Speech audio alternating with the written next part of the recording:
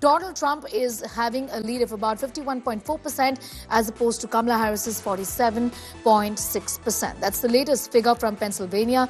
The other swing state of Michigan, where Trump again is leading by 51.7% and Kamala Harris at 46.6%. So a bit of a setback there, at least in two states. So let's take a look at the third one, which is, of course, the state of Wisconsin, again, where Donald Trump is leading with 51.0% and 47.6% for the Democrats. So Kamala Harris there is not leading again in that state.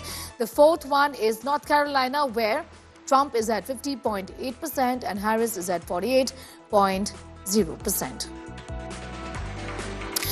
In Arizona, again, it's good news for the Reds, with Trump leading at 49.8% and Kamala Harris is at 49.4%. So there's a bit of a narrow margin there, but that's another state to watch out for. That is Arizona, one of the key swing states of Georgia also, where Trump is at 50.8%. Kamala Harris is at 48.5%. Geeta continues to be with us. Geeta, we were talking about these key swing states. The reason is why, because they've never been committed, or rather the commitment changes over a period of time. And that's the reason why they could be deciding on who finally, wins the race to the White House. Isn't it? Just put into perspective on how these states have voted in the past, which has been a deciding factor in the election outcome.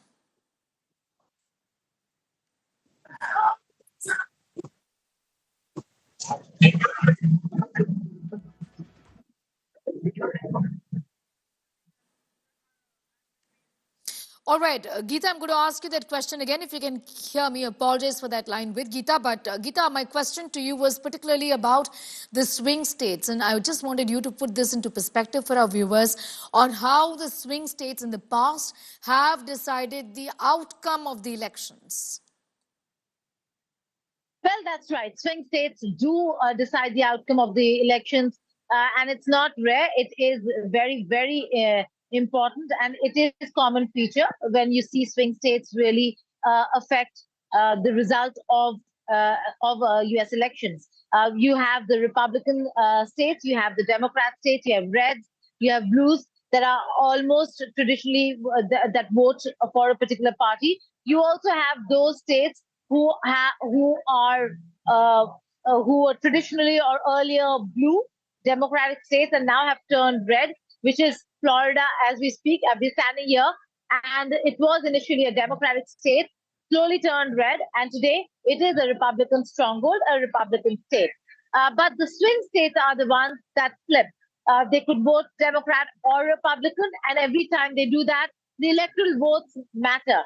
And those electoral votes add up to the win. So you have a number that's stacked up at the very beginning of the election, and then you have numbers stacked up for the Democratic Party also at the very beginning.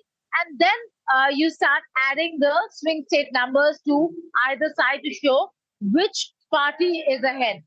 And that's why in every election, swing states do matter. All right, in every election, swing states do matter.